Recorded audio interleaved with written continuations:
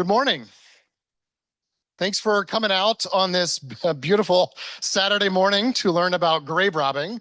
My name is Chris Flook. I'm an historian from Muncie, Indiana. My day job, I teach in the Department of Media at Ball State. Documentary filmmaking is how I kind of come to history as a filmmaker. But I moonlight for the Delaware County Historical Society, which is our local historical society in Muncie. If you don't know, or if you do know anything about Muncie, Muncie went through this really major transformation in the 1880s and 1890s when natural gas was discovered. It was this huge field under Anderson, Muncie, Tipton. Muncie transforms from this small agricultural backwater into this pretty big industrial center within about 20 years. Why that's relevant to you is I spent a lot of time in my research reading newspapers from the 1880s, the 1890s, and the early 1900s, because it was just such a significant time in Muncie's history. I've been doing this for about 10 or 15 years, and through that whole time, I've been taking notes, or took notes, on this massive grave robbing ring that was happening in Indianapolis right around, really, since the end of the Civil War up through the early 20th century, but most significantly in the story that I'm going to tell you today in 1901 and 1902. And the story becomes nationwide, becomes covered in lots of different areas, not just in Indianapolis. Then the pandemic hit, and I'm like, I'm just going to figure out what this story is. All these little notes and things that I've been collecting, and had a lot of time to read, and then realized that, oh my God, this is a movie or a book. So I couldn't make the movie, but then I put together a book, and that's essentially what I'm going to tell you today. The story of how grave robbing came to be, what it is, and just sort of its impact on the history of medicine within the state of Indiana. Well, there we go. Story's not exactly new. Every 10 years, a new journalist at the Indianapolis Star learns about it and they write an article. And that's not criticism, the story has been told several times. If you go to Hamilton County, there's an IHB marker where a gunfight over a dead body happened in a cemetery near Noblesville, and they decided to memorialize that with a marker. But it's not exactly a news story. Podcasts have covered it as well, but it is an absolutely bizarre, weird story, and that's maybe certainly my interest in gravitating to it. So what I'm going to do today, I hope that you would buy a book. Libraries often have the book. You don't have to. I'm going to give away lots of information about the book today. But the QR code there for Amazon, we bought exactly 15 books to sell today. So that is pretty easy to get. I make like 8 cents a book. So like I'd have to, if I sold like thousands, I would still not make any money. So like I'm not trying to sell you the book because I want you to, I'm going to make money, because it really is a weird story and it's a good story. And I think I covered it well within the book, or I hope I did. Grave robbing is nothing unique or new. As long as there have been graves for thousands of years, people have stolen things out of them, right? So the stories of like, Egyptian pharaohs, they go in to look for some tomb and it's been ransacked, 500 years ago or something like that. Grave robbing specifically that I'm going to talk about today is cadaver grave robbing. And what it is that, long story short for this slide, there was a demand for cadavers by medical schools, no real way to stockpile bodies in the way that you can now with refrigeration and embalming. And so how do you get the bodies for training medical doctors, right? Well, you steal them. So this black market was created after the Civil War because medical colleges begin to grow all over the United States, but certainly in the state of Indiana, right here in Indianapolis in particular. And they needed cadavers for training, just like they do now. And because they needed fresh cadavers, I don't know if that's the best way to say it, but people that had recently died, then they needed to get bodies as the term was happening in November, December, January. So basically from the beginning of October through January, if you buried someone in a smaller, like not Crown Hill, but a smaller cemetery in East Central Indiana around Indianapolis, there's a very good chance that body was stolen and not, illegally sold for science. Grave robbers were known as resurrectionists from a book, Tale of Two Cities by Charles Dickens. There's a character, I'll have a slide here in a minute, called Jerry Cruncher, and he's a grave robber but Dickens calls him a resurrectionist. So that term becomes very popular in the United States. Sometimes they're known as body snatchers or ghouls. And this is what makes reading the newspaper. I mean, this is a really dark story. It's kind of fun to read in the newspapers because they lean into the really yellow journalism kind of language that it just adds to the whole peculiarity of it all. How grave robbing worked is they would target rural cemeteries, cemeteries that were at the edge of town, not Crown Hill. Crown Hill was had walls and it was guarded with people with guns, and so like it was well lit, but they would target cemeteries that no one would be out at the middle of the night.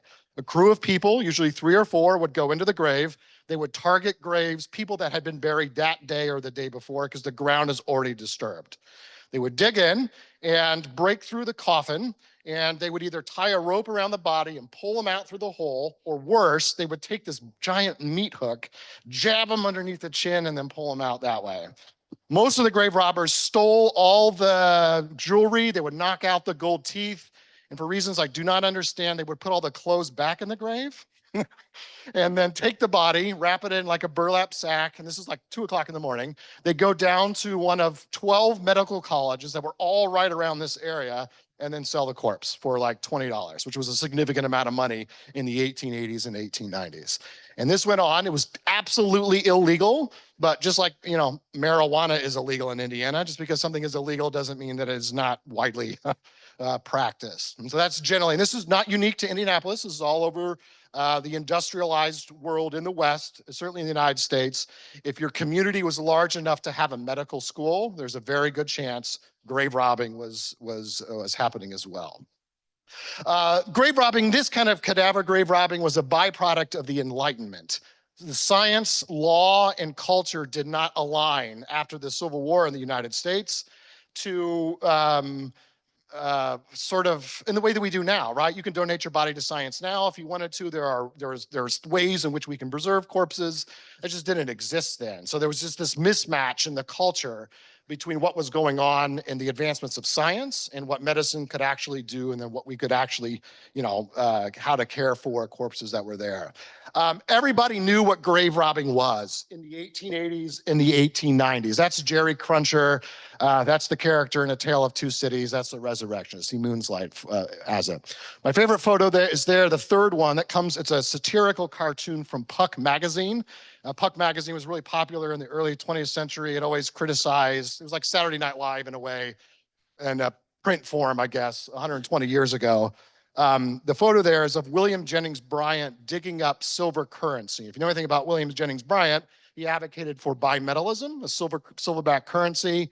The joke that they're making there is that he's digging up an old dead idea, but he's being presented there as a grave robber. This is 1897. The audience knew in 1897 what grave robbing was because they were all dealing with it. So like, you know, we wouldn't necessarily have a joke like that today because, I mean, I don't know that grave robbing is as widespread as it was 120 years ago, but people knew what it was and people were dealing with it all the time.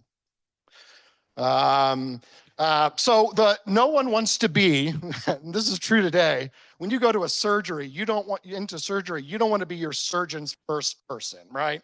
We all kind of agree, even 100 years ago, everyone agreed that doctors needed strong training before they started to cut you open. So everyone agreed with that. Everyone understood, or I won't say everyone, but many people understood that cadavers were an appropriate way to do that, to be able to do the kind of dissection where the risk is not, you know, you're not gonna hurt the person that you're doing, that you're cutting up. And the law is always behind. The law in Indiana, I got a slide here in a minute, we'll show you. The law is always like 10 years behind what was going on in the culture to try to, you know, make a legal path for cadavers to be purchased and taken to medical schools, but then also have stringent laws against people that were grave robbing. A lot of this is because in the 19th century, an enormous amount of change happens. The beginning of the 1800s, medical science, disease was understood as something called miasma theory. So if it smelled bad, you might get the flu. And they kind of understood airborne disease, but the idea is like, if you walk by a dump and it smells bad, you might come down with tuberculosis. Like, that's not how it works, but that's how the 19th century began. You've heard of like bloodletting, right? And the balancing of the humors and this, what we now is complete quackery, but that's how 1800 medicine was practiced. By the end of the century, we had germ theory. People understood microscopic things were causing people to be sick. And then the scientific method comes to medicine in the 19th century, as it does to lots of other industries. And so it's not, it's not great science, it's not great medicine in 1900, but it is way better than it was in the right around 1800. There's a guy named Jon Snow, not the bastard Targaryen from Game of Thrones, but Jon Snow, basically a guy in London in 1854, basically invented epidemiology. And if you've heard of this story, there was a cholera outbreak, and he sort of did kind of contact tracing and figure out that the cholera was all coming out of this really polluted well. They capped the well, and then cholera epidemic ends. And so that sounds like nothing today, but that was revolutionary at the time. It's like, what do you mean it's not bad air? Something is wrong with the water that's there. So this comes in 1854, right before the Civil War, and it ends up starting a pretty significant change within medical history or medical science. After the Civil War in the United States makes medicine popular because there are field doctors. You know these stories about limbs getting cut off. More people died in the Civil War from the medical treatment than from the being shot or whatever. And because the science wasn't there, but it creates this huge interest and a real huge demand for doctors that come after it, simply because of just the nature of how bloody everything was. And then a field comes to be that's called anatomy, that is not really in existence before, the scientific study of the human body. Now, people have been dissecting for hundreds of years, but as a sort of a science that you could go to a school for to learn, this is something that also pops up after the Civil War in the United States. Click, there we go. All right. Now, grave robbing becomes an issue almost as soon as the United States is formed. This is one of the worst cases. In 1788, Columbia College, which is still in existence, has a medical school. The doctors there, as they're training during their sessions, would go out to cemeteries at night. These are doctors, and steal corpses and take them back, and that's what they would do for training. This is in the 1780s. For many years, these doctors targeted African-American cemeteries. If that sounds racist, it's because it was absolutely racist. And not a lot happened to them until one time they targeted a white cemetery, and then all hell broke loose. And these New Yorkers ransacked the college.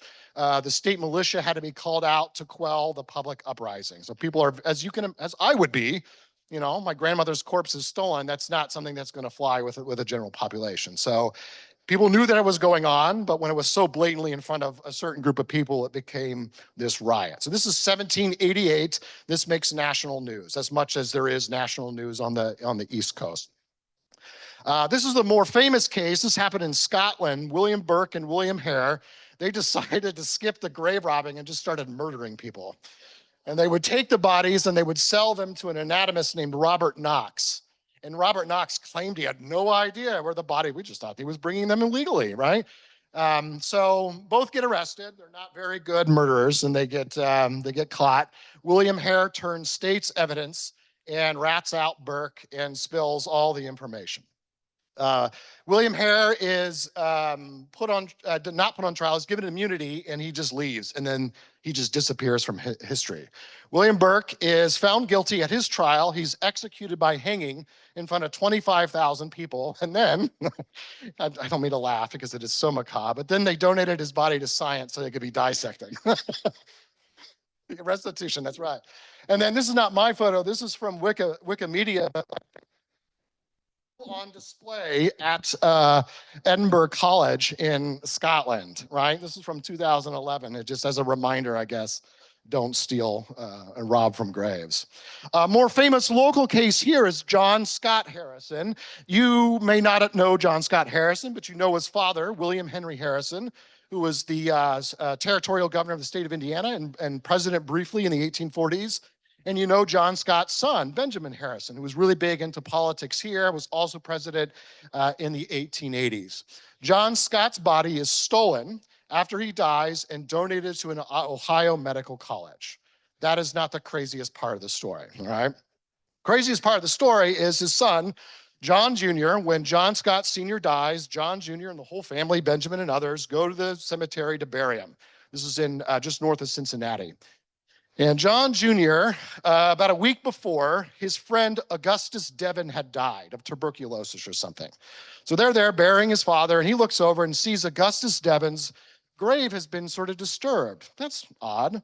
And then so later that night, he gets a sextant and he gets like a warrant, and they go and they dig up the grave and sees that Augustus's body is not there. So he freaks out. This is his friend. So he gets a warrant, and him and the constable go and search the Ohio Medical College in Cincinnati looking for Augustus Devon. They don't find Augustus Devon. Guess who they find? His dad. His body's hanging from a shaft, like a well shaft, that the doctors freaked out when they knew that his son was coming and they tried to hide him. So John Jr. freaks out, as you would expect to see your dead dad's body hanging down a well shaft. A bunch of people are arrested, including the person that was grave robbing. But then nothing happens. Like the people go to jail, but like medical college still operates. Still no Augustus Devon. John Jr. gets a tip that Augustus Devon's body was taken up to Ann Arbor and the University of Michigan, which also has a medical school. And so they go up, and Augustus Devon finds, John Jr. finds Augustus Devon's body brining in a pickle vat in the attic of the Ohio Medical College. So that's weird, right? That's a weird story, but it also tells you that they got the body from Cincinnati to Michigan. So there's this network of trafficking. This is in this 1870s, mind you. This is 20 some years before my story even takes place that this is going on. Because it is a Harrison, everybody in Indiana knows this story. So grave robbing really comes to the fore, and now presidents, sons and fathers are being stolen and taken to medical colleges. Indiana had this really crazy, and this is very common. Indiana was not unique, but Indiana had a really crazy century of medical licensing. Right after the state was founded, the state sets up the state medical licensing board. So if you want to be a doctor, there's not that many people in Indiana at the time, but if you want to be a doctor, you have to get permission from this board to be able to do so. They repealed that law in 1843. So if you want to practice medicine in Indiana, set out your shingle, no problem, right? This is where all this quackery comes in, where these people come with these magic salves. This will solve your cancer if you just put a little bit of salve on it, like just nonsense quackery kind of things. This goes on for 40 years in this state. And then in 1885, they realize it's a problem, and then they set up this new law that says you want to get a medical license, you just got to go to your county clerk. Go to your county clerk, and then they'll just give you a medical license if, and this is the important part, in quotes there, you have attended and graduated from, quote, some reputable medical school, with no definition of what a reputable medical school was. So all these fly-by-night places, Billy Bob's Medical School and Storm Door Company, and come here and you get a medical license in like get a doctor's degree in like 6 months, and then you can go and have your county clerk stamp that. Well, that did not work well, as you can imagine. And then in 1897, the state puts in state licensing, and the board today is called the Medical Licensing Board of Indiana. You have to, you can't just go to some fly-by-night place to be able to practice medicine in the state. But there was not a lot of control. That's the takeaway from that slide, is that the medical science was kind of all over the place. There was not a lot of control about who could practice and who could not. Because the state creates this demand, creates the schools and creates this demand for it, there is now this huge need for cadavers for all these schools that start popping up. Indianapolis has several. DePaul University, which began as Asbury College, had a medical college. Grave robbing happens around Greencastle, up near Fort Wayne. Louisville, Cincinnati, and Chicago all had medical colleges. So the cemeteries in Indiana on our side of the border from those cities were commonly ransacked. So it really is, I'm not saying the state created the problem, but the state accelerated grave robbing in the 1880s and 1890s because of the law. There's never enough bodies for the medical colleges in the state of Indiana. Embalming existed. Embalming has existed for thousands of years, right? But modern embalming after the Civil War, refrigeration exists at this time, but a lot of these colleges don't have the money to be able to do that, to be able to stockpile. Their best solution is to do the winter term, to have terms during winter when it's I mean, dissecting a body in July and December has different, things about it. And they use pickle, like the pickle binding in pickle vats, and they would pickle the bodies to keep them preserved for them. So a series of grave robbing laws, because it's become such a problem, there's a series of grave robbing laws that are passed in Indiana. In 1875, if you got caught grave robbing, there's a $2,000 fine and a year in jail. That's a lot of money in 1875. Now, listen, you could get by with that. And then in 1899, they passed another law that puts a little stricter controls, but also makes it illegal for the doctors who are creating this market to buy these bodies to put in place. So if you are also then purchasing them, you are as guilty, or so the law says. Law does nothing to stop it. It's like, in fact, as the more laws come into place, grave robbing gets bigger problem within the state of Indiana. The companies want to point out a couple significant cases in Indianapolis that kind of lead up to the story that I'll tell you about 1902. This is a story of John Vollmer. He was a German-American immigrant. His daughter died, I think, young of tuberculosis, like a lot of people died at the time, was buried, and there was an attempt to rob her grave, and it was thwarted or stopped.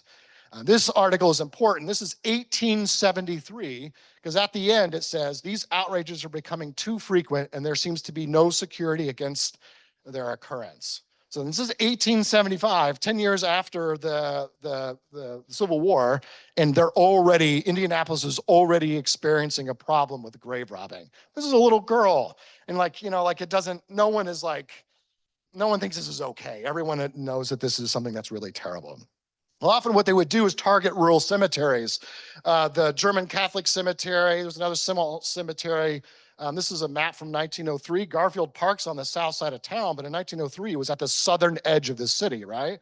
And so there's not a lot of police out here. There's not street lights. You could get into a cemetery at night, dig it up, and no one is going to find you, right? And so they didn't target Crown Hill. They targeted these places that they could easily get into at night, where there was very limited security. Now, Indianapolis is Marion County, but it wasn't. 120 years ago, there was rural land, there was grass and whatnot. Green Lawn, this has been in the news somewhat recently. Green Lawn was the city's first public cemetery. It was actually, I think, maybe a dozen cemeteries or a half dozen cemeteries within that general area. It was always a problem because it was right by the river and it got flooded out a lot. There was several African-American cemeteries that were there. But from the period of 1875 until the cemetery closed in the 1890s, it was repeatedly ransacked by grave robbers. And so the sextons were in on it. I mean, people were like, we got a couple of fresh graves here, call these people up to come and get them. So it was a very common problem. The two newspaper articles there are from the Indianapolis News, a year apart in 1875. Basically is saying there's a problem here of grave robbing in Green Lawn, please do something. A year later, there's a problem here in grave robbing, please do something, and does anything. So it's this huge problem. The cemetery was closed in 1890s, and between then and the 1920s, they thought most of the bodies had been moved, the ones that remained, to Crown Hill, but when they went to exhume lots of people, they were not there. This has been a huge issue, as you know, in recent years, because I don't think it's going to happen anymore. Is that right? The Indy 11 stadium at Green Lawn, is it still happening? Okay. Well, long story short, there was supposed to be a soccer stadium that was built on that site, but every time they're doing digging, they come across graves or whatnot. It's the one lesson I learned from Stephen King: do not build on a cemetery. That's, and that we probably have learned that, right? Then Emma Cassell, she's a young woman, also dies kind of from unfortunate circumstances. She is buried in Mount Jackson Cemetery, which was a suburb at the time, and it creates a sensation because her friends find the grave is disturbed and all this. They catch the guy that does it, Otto von Tesner, which is a great Hollywood name for a grave robber. He is the janitor at the Central College of Physicians and Surgeons. This is 1892, 10 years before the story that takes place in my book. And the hospital is implicated in the training college, the medical college is implicated in the robbery, that it becomes clear that the college is orchestrating Otto von Tesner to go and steal bodies from this. But then nothing happens. Please don't steal bodies anymore. And that, that didn't really do anything. Mount Jackson is on the edge of town. Now it's part of Indianapolis, but at the time it was a suburb. There was the Mount Jackson Cemetery. It was just south of what they used to call the insane asylum, right? The Central Hospital. Central Hospital also owns cemetery. The law allowed for bodies that were not claimed by family members to be donated to the science, but a lot of times people were just taken out the back door and loaded into a cart and then taken down to a medical school and sold for dissection. So in 1902, this is from the city directory, Polk's Indianapolis City Directory of 1902. Those are all the medical colleges and dental colleges within Indianapolis, just within Indianapolis. These are colleges to train anatomists and doctors and physicians and all of that. And all of them need cadavers to do the research come fall. Most terms were usually end of September, early October through January, for the reason that it was cold, it was easier to do. Central College of Physicians and Surgeons, where's Senate? Senate Avenue is behind me, right?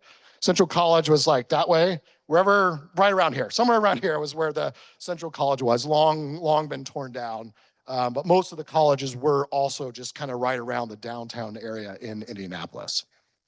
There's a couple of schools of thoughts. All of these today would be considered, quackery. The old school of doctors was the four humors. If you get really sick, let out the blood, like that kind of nonsense. Those people still existed and had medical schools. There were the eclectics that did botanical remedies, the physiomedical people, and then the homeopaths. And each of those traditions in the 19th century had their own medical college. So that's why there were so many. They approached it in a very different way. Now, Indiana later on forced down to basically one medical college, which is IU. At one point, Purdue had a medical college. Indiana was like, we're not funding 17 medical colleges, all kind of got it consolidated into IU. But at one point, there were many different schools of thoughts, and those schools of thoughts each had their own medical schools. Now, because this is a huge problem, because it's the United States, there's a market for everything, right? So good entrepreneurs come up with ways in which you can protect your grave from being robbed. One of which was grave vaults. We use grave vaults today. They do all kinds of things for water, but also to keep the ground from sinking in. But right around 1902, 1900, they were marketed as a way to protect you from getting your body stolen from grave robbers. Because if a grave robber digs down, they see this big masonry cap, they're not going to be able to break through that. And they're going to go on to another grave. So I'm not saying that vaults were created for grave robbing, but they become very popular in the early 19th century because of grave robbing.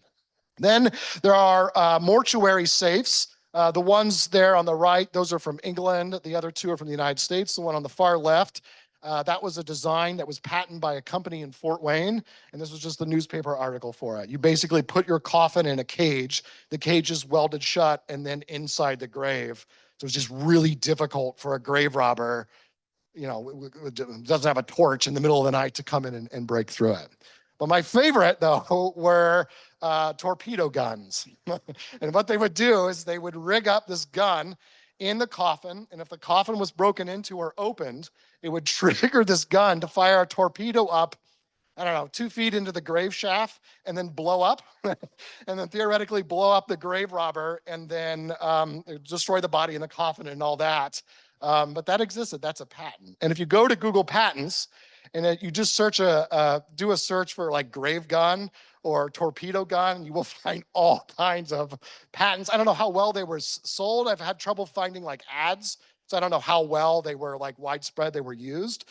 But there's just different ways in which you could protect your grave or your loved one's grave from getting robbed.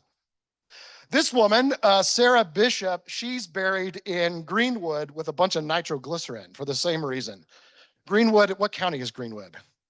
Johnson County. The Johnson County sheriff had died about a month before she did. He was buried in a cemetery in Greenwood, and his body was stolen. It was recovered, and the guy was caught, and before anything happened, but it freaked everybody out in Greenwood. And so when Sarah dies, her family buries her with a bunch of nitroglycerin. And then they call up the newspapers and say, we buried mom with a bunch of nitroglycerin. It's best not to go after her. So I can only assume that this woman is still buried with a bunch of nitroglycerin in her grave in Greenwood. Nitroglycerin was easy to get at the time because of the gas boom up where I'm from in Muncie, that you need nitroglycerin to blow out oil and gas wells. And so they just went up to the gas belt, got a bunch of nitroglycerin, and then put it in her grave. Okay, that's the backstory, all right, leading up to the sort of the main thing. In 1902, in September of 1902, a group of grave robbers are arrested at the end of September. The leader there is in the front. His name is Rufus Cantrell, and he's got a crew of about 5 or 6 people, much larger, but these are the individuals that were initially arrested. Most of them are grave robbers. They are undertakers' assistants and sextons and other folks, but they're all involved in this process of it. This particular African Americans. That's an important part of the story. There were other grave robbing groups within East Central Indiana, but Rufus's crew was the one that was operating in greater Marion County. They get arrested. Rufus turns state's evidence immediately and tells police that his crew robbed maybe about 100 graves in the past 2 months. This is the end of September of 1902, beginning in August. Him and his crew, as we've robbed about 150, 200 graves.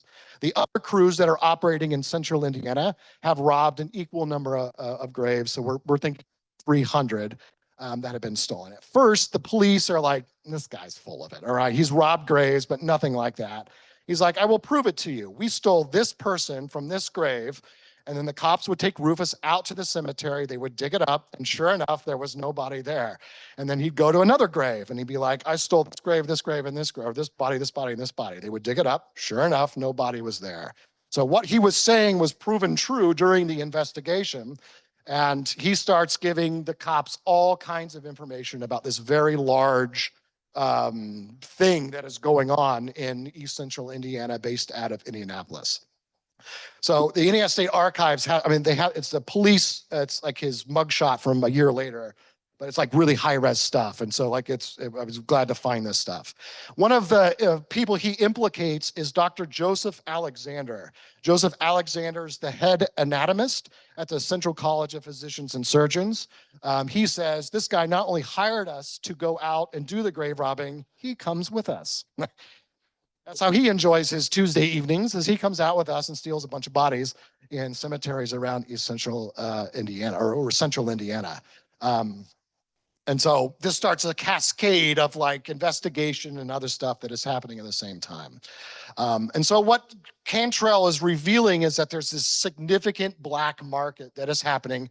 Everybody knew that it was going on. The cops are not, oh my gosh, grave robbing. Like, they knew that this was a thing, but I don't think anybody understood how widespread this was, how pervasive it was. They didn't believe Rufus at first, but then by the end of it, because he would be able to prove it, that it was significant. This is for one of the first, these two are Muncie newspapers in 1901 and 1902. You can see on October 5th, they're talking about body snatching in 1901, and like 4 days or 5 days earlier, Central College is like, we're open for session. So like, you can look in the newspapers. When the schools start, the grave robbing reports also begin around the same time, usually in September, October.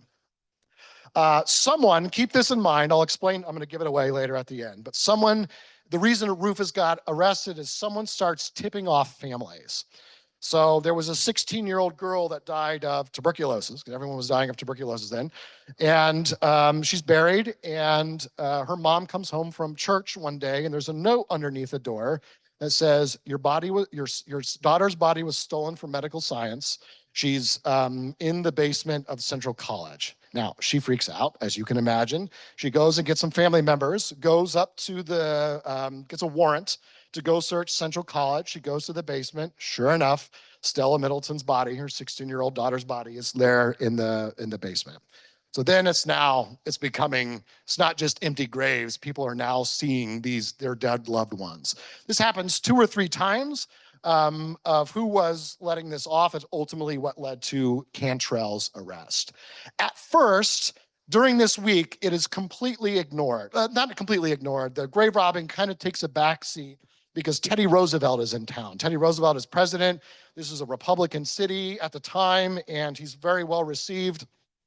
He gives a great speech. He's supposed to go up to Muncie, but he had been hit by a trolley car like a week or two before, and he had this gash that had become infected. So he has to have an emergency surgery from doctors who are at the medical colleges who are also stealing bodies at the same time. But this dominates the whole headlines. This dominates everything. Teddy's in town. The president's in town. The grave robbing thing gets a little bit buried until he's gone. But families, especially after the police are like, oh yeah, there's bodies missing, families start to freak out. And they're like, my grandmother just died. My father just died. Can you go and investigate? And they don't have the resources. The Indianapolis police does not have the resources to go dig up all these graves. So they're like, we're going to give you all a blank warrant. And so you can go out to your the individual grave and start digging. And all these people find their loved ones missing from these cemeteries. And so it becomes now this huge sensation in October. Then the stories start appearing on the front page of the Indianapolis News, the Indianapolis Recorder. A lot of the newspapers then start covering it in a sensational way. And then it becomes a national story. Once the whole scope of everything that's out, newspapers in New York, in Chicago, Los Angeles, newspapers in Europe that start picking up on this. Now, grave robbing, again, it's nothing new. No one's really surprised. This much at 1902 was significant, right? This is just this much bigger than what anyone had really understood. The two police officers that are heading up the investigation are Adolph Ashe and Chauncey Manning. Adolph Ashe is a Jewish immigrant from Alsace, which sometimes is Germany, sometimes is France, depending when you look at it. He moves to Illinois for a while and then immigrates to Illinois and then moves to Indianapolis, starts as a bicycle police officer and works his way up to detective.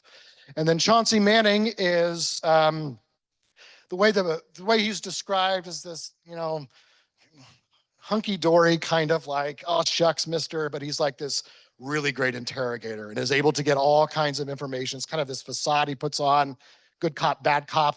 Chauncey would be the good cop, but it was all sort of an act. So he was able to get a lot of information out of the grave robbers from it. Both of these guys become sort of local celebrities because their names are repeated often. People see them digging out in cemeteries with Rufus, mind you, looking for the evidence and whatnot. What they reveal and what they understand is there's this widespread conspiracy. And it isn't just Rufus and his crew. There's actually several crews, at least two others that came out at this time that were also doing this same kind of a thing. The folks there in the yellow, that's all of Rufus's crew. That's the folks down there in this middle photo. But everybody else on the other two lines are all the other people that were arrested as grave robbers. And so these are sextons, these are undertaker's assistants, these are cab drivers, these are people facilitated and aided the process of grave robbing. Get the other microphone. Is it working? Okay. Seems maybe I'll just stick around over here. Okay. And then 5 doctors are also arrested around the same time. Joseph Alexander, William Molt, Frank Wright, Charles Burkett, and J.C. Wilson. The only thing that happens to any of them is Joseph Alexander. I'll talk about his trial in a minute. But all the rest are William Molt gets arrested, posts bail, and then goes to study medicine in New York. He just conveniently is gone for a couple of years. Frank Wright goes down to Louisville, also disappears for a little bit. Rufus and his gang could not afford bail, but all the doctors did. Or the doctors had support from the medical community in Indianapolis that helped to pay their bail to get him out. These guys, with the exception of Alexander, but everybody else goes on to have a great career. William Molt comes back and works at Wishart. When he dies in the 1950s, he's a well-known throat specialist. Frank Wright has his own career as a private practice in Indianapolis. When he dies in the 1930s, he's celebrated as a wonderful doctor in Indianapolis. Joseph Alexander, not so much. Joseph, because there is so much evidence against him, because multiple people implicate him as a grave robber themselves, he doesn't fare so well. So he gets arrested a couple of different times and ultimately put on trial, which ends in an acquittal. He's born in Hamilton County. His lawyers made sure to, he pulled himself up by the bootstraps, kind of a story. So like, he didn't know where the bodies were coming from. And he gets on stand during his trial and he's like, I don't know where Rufus was getting him. I thought it was legal. Just completely try to push himself completely away, even though the evidence doesn't suggest it. Nothing really happens to him, and he goes out and becomes the company doctor for Citizens Gas until he dies in the 1920s at some point. This guy was the head of the Hamilton County crew of grave robbers. His name was Wade Hampton West, and he was another complete nut job. He was born in the South. At the time of the Civil War, he joins the Confederate Army and is a Confederate soldier, fights in the Battle of Chancellorsville and Gettysburg. If you know anything about the Battle of Chancellorsville, this Confederate commander Stonewall Jackson was killed or shot and dies later of wounds by his own troops, friendly fire. The unit that accidentally fired on him was Wade West's unit. I don't know if it was Wade himself, but his unit was the one that accidentally shot their commander. And then in the Battle of Gettysburg, he gets scarred in a bayonet, like across, you can kind of see it on his, I guess it's his left side, our right side in the front shot there. So he also had this scarred, so like it's like a Hollywood villain, right? He deserts the army after the Battle of Gettysburg and moves to Indiana, which I don't understand why. He is hated in Indiana because he's a Confederate soldier. He's down around Shelbyville. So he basically gets run out on a rail in Shelbyville, moves up to Castleton. No one seems to mind that he's a Confederate in Castleton. Opens a bar or a saloon and then starts grave robbing sometime in the 1890s. A foul person. He steals the body of his niece, just really rotten things. Holds people in, kidnapped a woman and held her in a cabin until she died and then sold her body. Just really awful stuff. He looks sinister because he is. Rufus is charismatic. Everyone from the newspapers of the era indicate that Rufus is a charismatic person. The police love him. The stories about him going through his grand jury testimony, the reporters are outside and they hear like everybody laughing because he's telling jokes. He's just a charismatic person. A young man, too, when he's a grave robber. He was born around 1880 in Gallatin, Tennessee, moves to Indianapolis in the 1893, so he's a young guy with his family.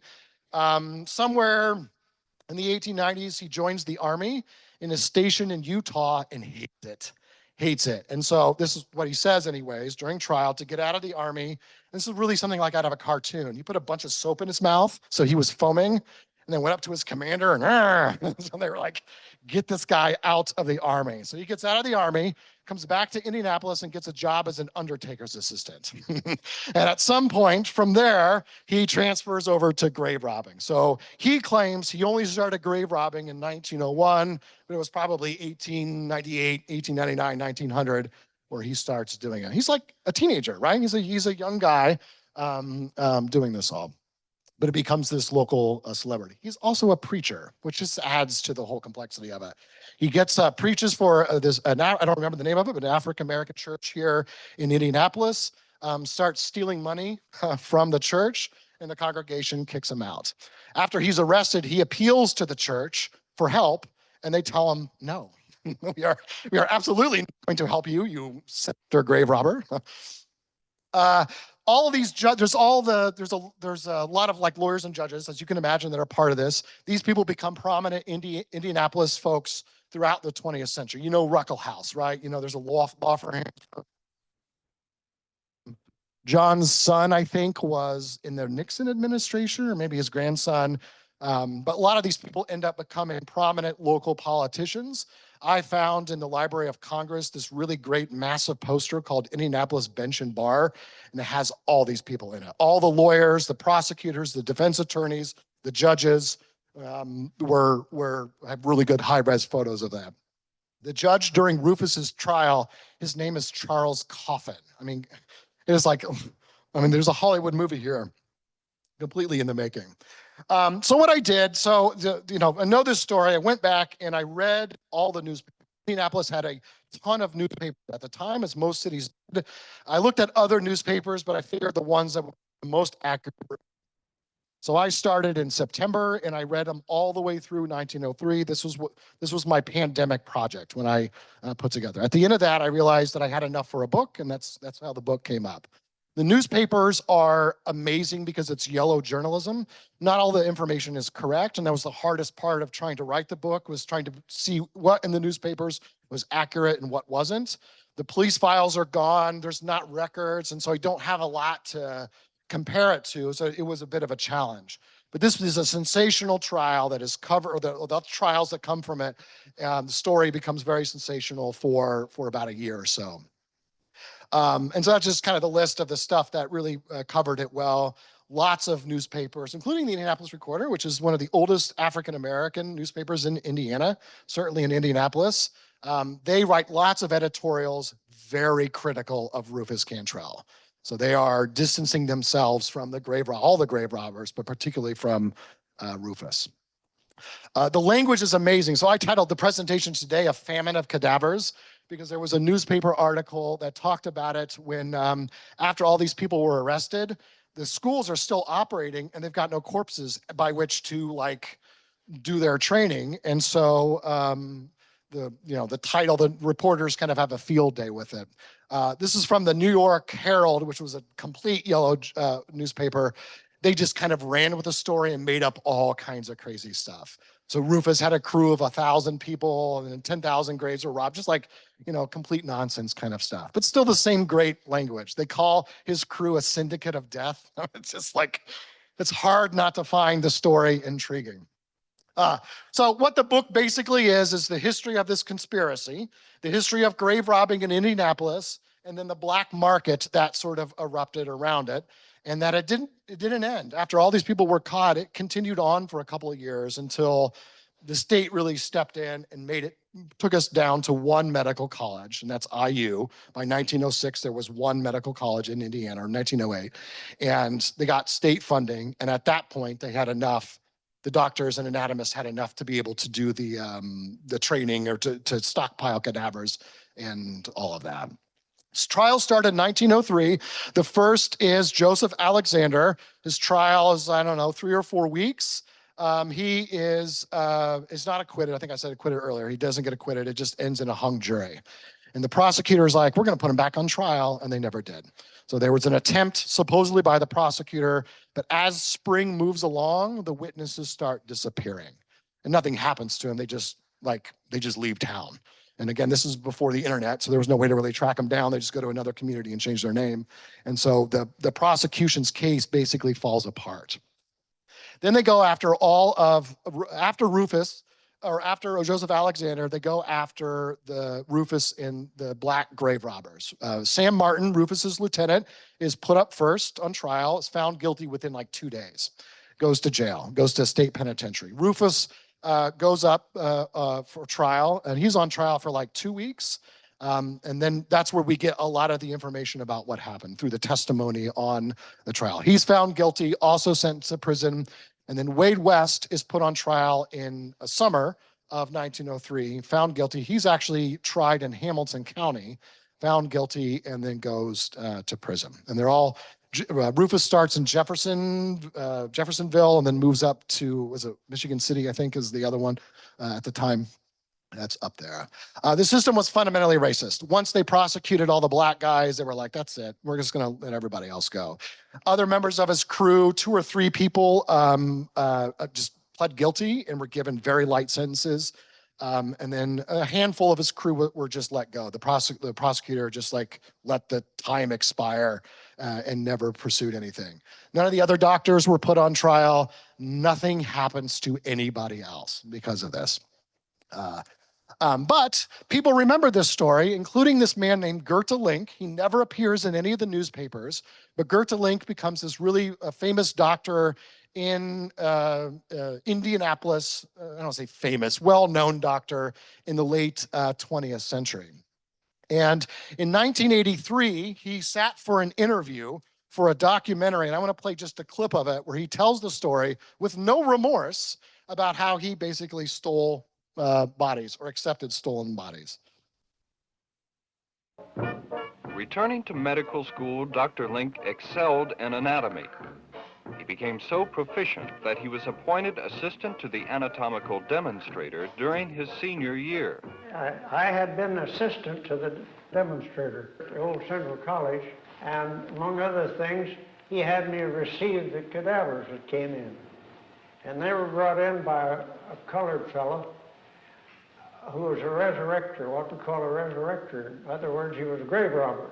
He'd bring in a cadaver, and if it was a woman, he'd cut her hair off and roll it up and put it in his pocket and open her mouth, and if she had a gold tooth, he'd knock it out and put that in his pocket. And he was just that kind of a fellow. They found out he was doing these grave robbings, and they arrested him and put him in jail. Durham went over and told him Durham was a demonstrator, not to mention his name or mine, so he never mentioned us. He was a great talker, but he never mentioned us in this whole, but they sent him to penitentiary.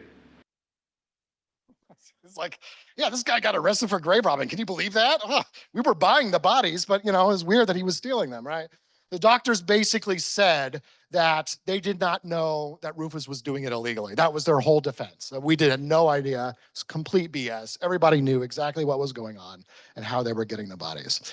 Other strange stories that I put in the book. This is from my city in Muncie. There's a big cemetery called Beech Grove Cemetery. The person that was the superintendent at the time was a guy named O.W. Krabs. During the arrest, he releases, unprompted, he releases a press release that says, there's no grave robbing in Beech Grove. We're not going to do an investigation. There's nothing to see here. Why would he say that, right? No one accused, no one said there's grave robbing happening in Muncie. He just comes out unasked with this kind of a thing. So I always suspected that, this was much widespread, and they would be paying people off that would just make it easy. Any place that was connected by rail or interurban was a great way to, you could steal bodies from Indianapolis or Muncie in Anderson, put them on a train, and they'd be in Indianapolis within a couple of hours. In 1904, this is a whole year after, a year and some change after all this happens. There's a little town north of Muncie called DeSoto. A man by the name of Pittenger dies. He's a preacher. He's buried in the DeSoto Cemetery. And for a period of about a week, grave robbers attempt to steal his body. And his family, after the first attempt, they're chased off. The grave robbers are chased off the first night. They come back a couple nights later. His family is there. And on one particular night in December of 1904, there's a gunfight where one of the grave robbers is shot, and then they escape. DeSoto was on a rail line. It's also on an interurban line. So anybody's best guess is that they were going to steal the body, put it on the rail line, and then take it down to Indianapolis. That's 1904. That is after new laws have been put in place, after all these trials, after all the medical colleges, we're never going to accept another illegal stolen body again, but it's clearly still very much going on in Indiana. This is with a gunfight. The other thing I sort of look at in the story, Cantrell continues to give all kinds of information. When he is found guilty, is sentenced to prison, but then when Wade West goes on trial, he's brought back to testify. And in that time, he's telling reporters, police officers, all kinds of crazy things.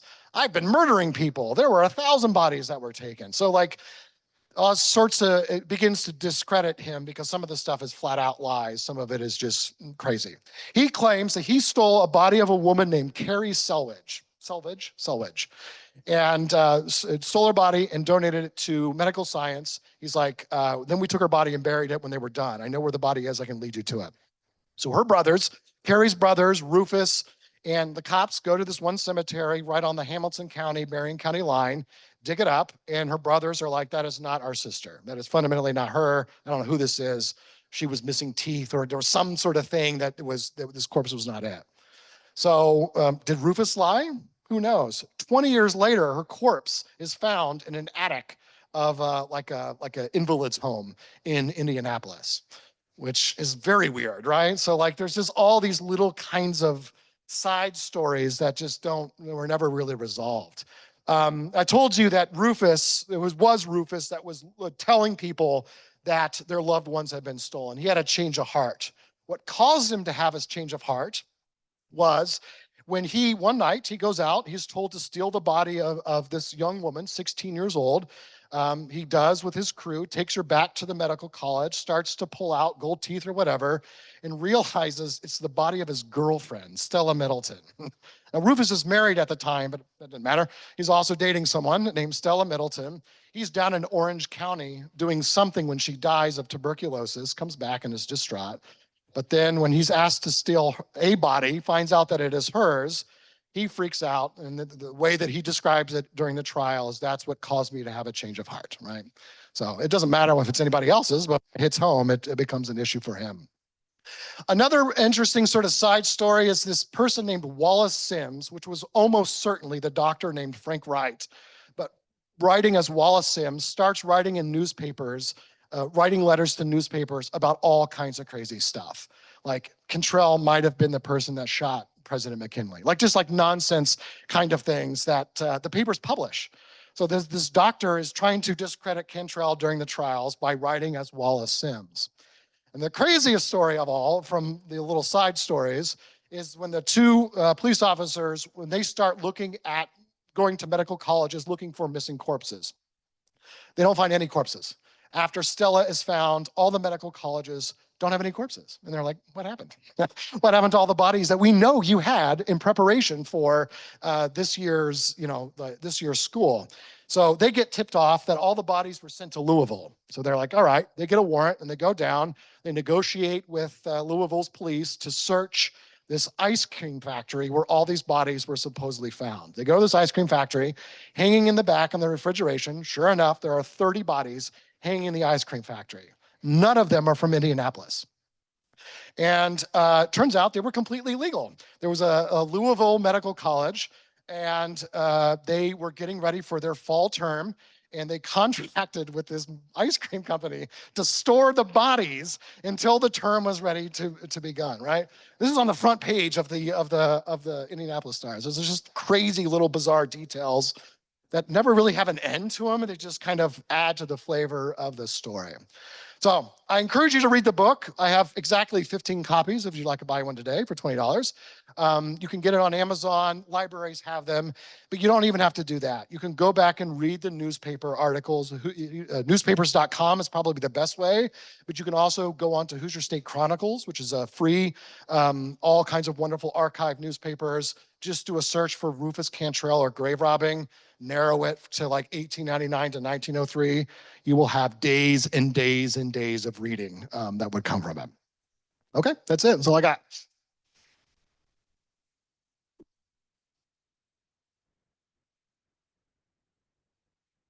There are questions, comments, concerns? Yeah.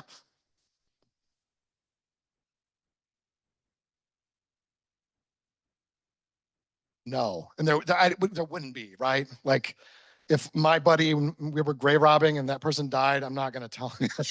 I'm not going to tell anybody. But there, I don't think it was. I don't think they were widely manufactured because it was such a bizarre thing. I think more people went towards like vaults and that kind of thing.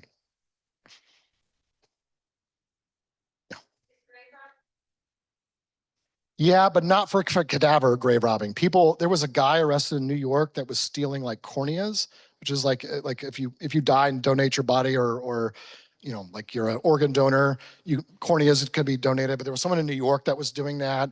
Nothing like this, because you can donate your body to science now, and there's refrigeration and embalming and all of that. Oh, yeah, sure. Yeah, that helps. The question was asked if the grave torpedo, if anybody had been injured, and I could find no record of anybody being injured. It's not very clear how many were sold, but I do know that they did exist, were manufactured.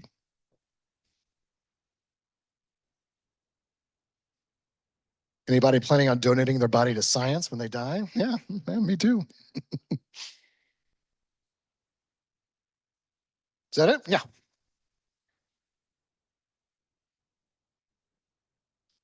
I think it's always been something that was there, but I think it became more formal after World War II, that there was now a much easier way in which you could. Now what you do when you donate your body to science, they do their thing and then you get the body back, or it's cremated. And so like you know, it's only a temporary thing. For a while, I think you just donated the body and then the medical, whatever with it.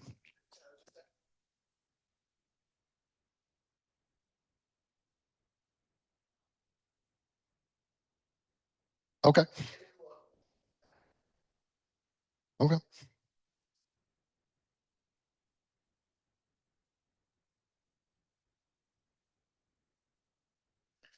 So the question, if any of the bodies were returned, yes, the ones that were found, like Stella Middleton's body was found. The mother, Julia Middleton, would not leave the college until another coroner came. They returned the, and then they buried it and they put like a metal sheet over the top. And her grave is not even mentioned in Find a Grave in that particular cemetery. So like, I don't think she even has a marker. I think that they probably removed it. So the ones that they could find were returned, but there was a lot of that were gone. And the best is what anybody. The bodies were taken and sold to Cincinnati medical colleges, Louisville medical colleges, Chicago medical colleges to get them out. Yes, ma'am.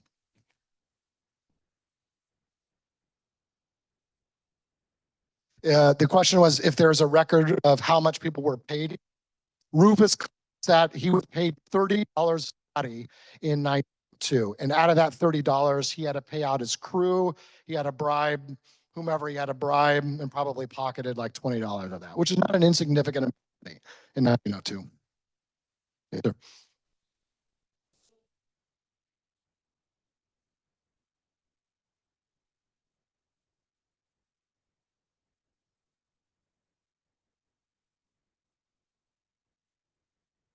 I don't know. Yeah, the question was how many bodies from basically the 1850 until 1902 were stolen out of Marion County. I don't know the answer to that. My suspicion would be in the thousands, possibly tens of thousands. That's a very long period of time. Any school would need 30 or 40. It sort of depend on the number of students that they had, but 30 or 40 per school per year for 50 years is a lot.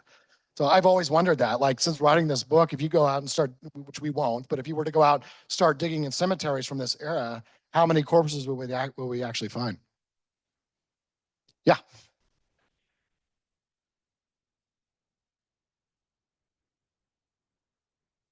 Okay, so the question is, what happened to Rufus Cantrell? So this is also an interesting story.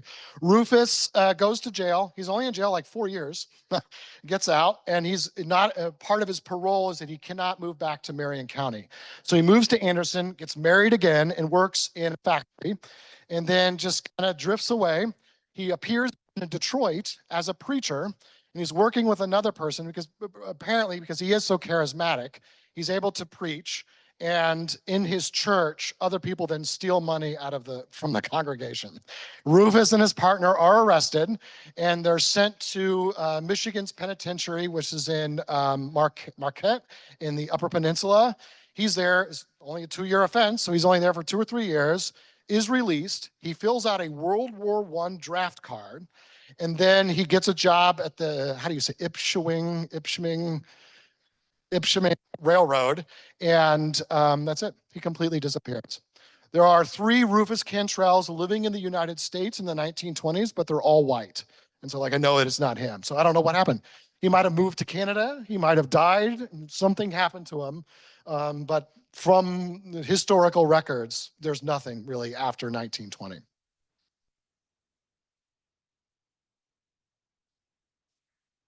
I didn't think of that. A comment was that he could have died of Spanish flu, and there might have not have been. I never even thought of that. It would have been right at the same time. That's right. Yeah. Yes. I don't know that there's a master list of cemeteries that were affected by who was great, but almost every smaller cemetery, if you read the book, I have mentioned about a dozen or so. In just within Marion County. It was several in Hamilton County, any of the donut areas, I think, had significant grave robbing. Yes.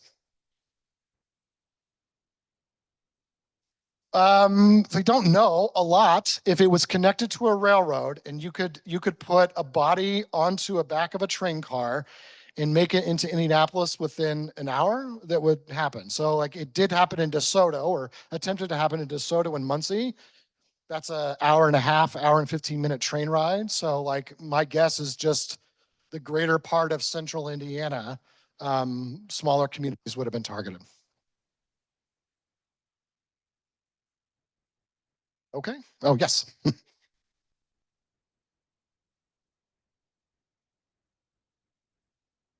No, the question was, would it be obvious that the grave robbing had happened? It wasn't, because what the grave robbers would do is they targeted someone that had just been buried. So there'd already be disturbed earth. And so they would go in that night, dig it up. And when the sextant came in the next day, it looks still like disturbed earth. Yes. So it didn't make sense. And this is very macabre, but like a body that had been in the ground for 6 months or a year, the dissection is different than it had just died. So they target, I don't know how to say it, fresh corpses. They targeted people that had just died because it worked better for training. Yeah.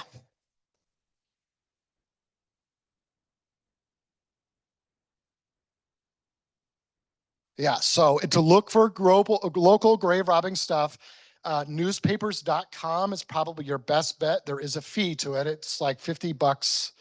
I don't remember. It's not terribly expensive, but it's not that cheap either.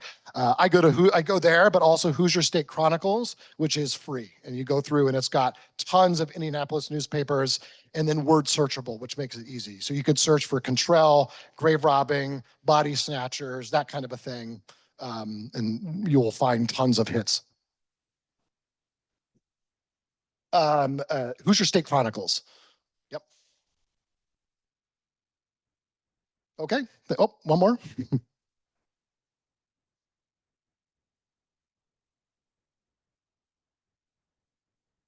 Okay. What is Inspire Indiana? Oh, cool. Okay. So the comment was, if you go through inspire.com, you can get access to newspapers.com. Newspapers.com is a little better because it's got the searching is a little more rigorous, I guess. Yeah. Okay. Have a wonderful day. Thank you for coming.